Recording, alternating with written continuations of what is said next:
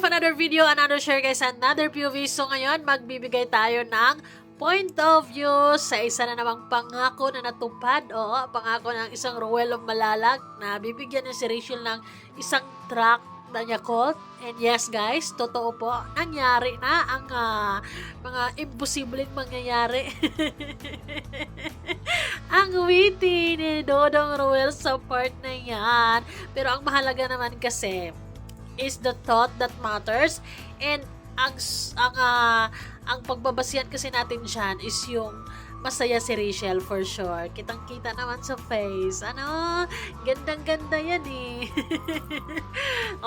Bago ang niyan, eyelash 16, nagpa-eyelash extension yan. Bagay na bagay sa kanya kasi hindi overwhelming yung paggawa ng extension or yung lashes niya. Kasi merong iba na sobrang kapal na para ng hindi ko maintindihan. Pero yung kay Rachel talagang maganda lang.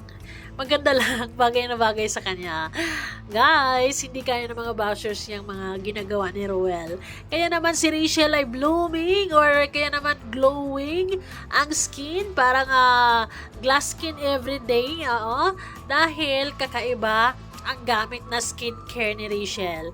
Isang lang naman po, isang Ruel of Malalag. Oo, ang pagmamahal at pag-aalaga ng isang Ruel of Malalag everyday na wini-wear ni Rachel. Kaya ganyan siya kaganda.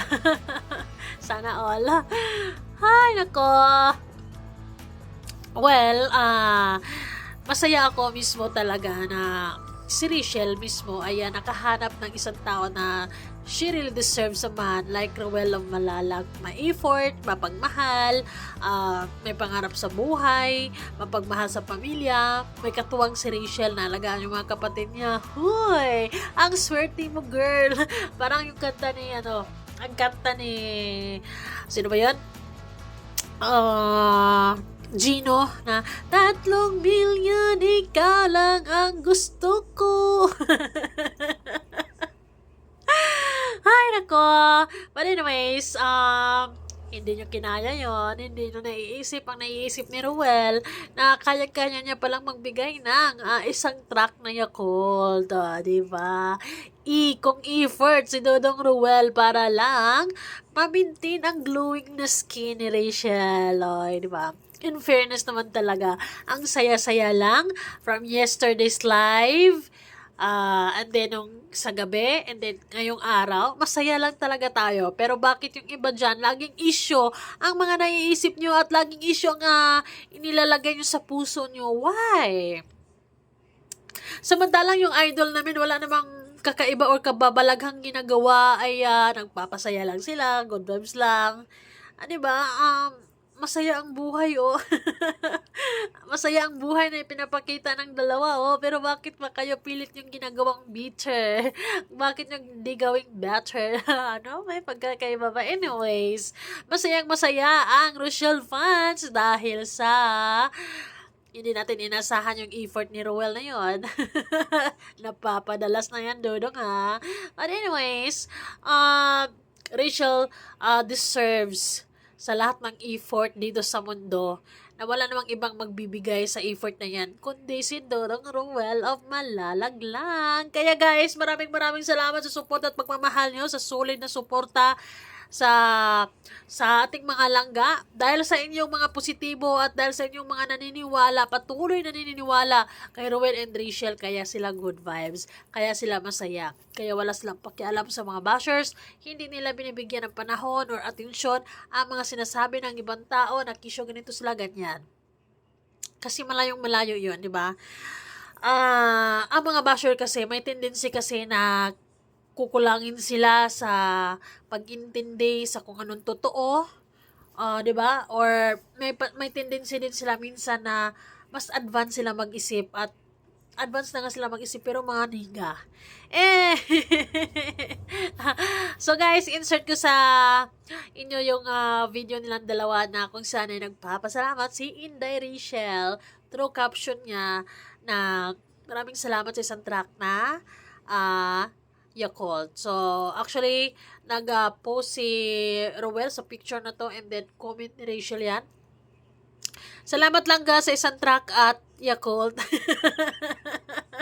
Hindi isang truck na Yakult, isang truck at Yakult. Well, Di mo lang alam ang aking nadarama pagkapiling ka, honey.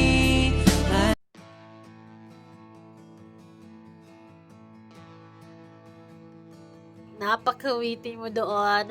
Dudong Ruelo Malalag, we love you always.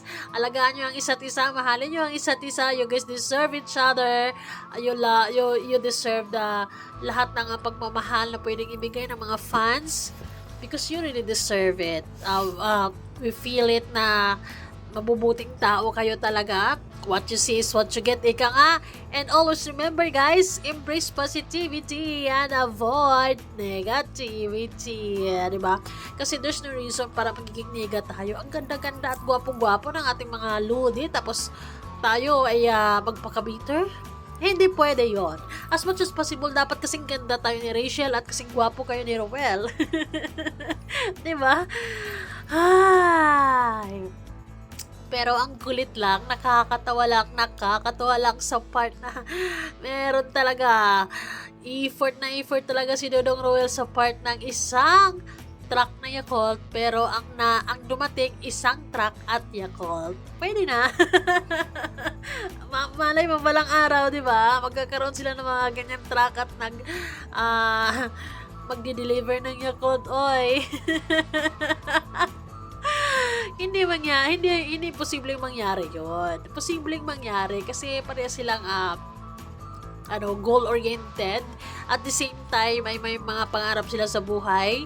May mga pangarap sila together para sa future nila. Kaya posibleng mangyari na magkakaroon talaga sila ng mga truck at mga Yakult. Ay, naku, magtiis kayo mga basher kayo kasi yung mga loadie namin strong. And, hindi yan basta-basta papatol sa mga kung ano mang mga niga na sasabihin nyo dyan. No? Ang advantage lang sa kanilang dalawa because legit sila, totoo kasi yung pinapakita nila sa atin, kaya unbothered ang mga person pagdating sa mga sinasabi ng mga bashers, di ba?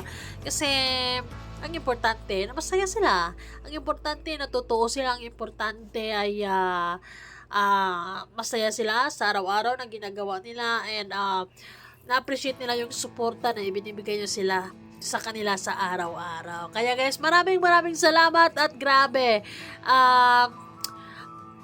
Balibente ang tawa ko. Dahil hindi ko inasahan na may ganyan, no? Akala ko talaga, yes, magdadala si Rowell ng Yakult dahil pwede naman bilhin yan. Sa gidli-gidli ay marami yan, sa mga grocery store na madadaanan niya. Pero hindi ko inasahan yung twist na merong yellow. Yellow na dump truck. Anyways. So, yan, stay happy and in love, of course, and alagaan nyo ang isa't isa. Huwag kayong magbago sa isa't isa. Kung ano mga problema nyo, mag-usap kayo. Basta stay strong, di ba? And always remember, make positivity contagious. Or, embrace positivity, avoid mga bashers. Ayun, guys. Hindi kaya ng mga bashers yan. So, salamat Dodong sa mga pangako mong natupad, sa mga pangako mong hindi napako at talagang wala lang, natutuwa lang kami. That's all. We love you guys. Ingat always and just be happy.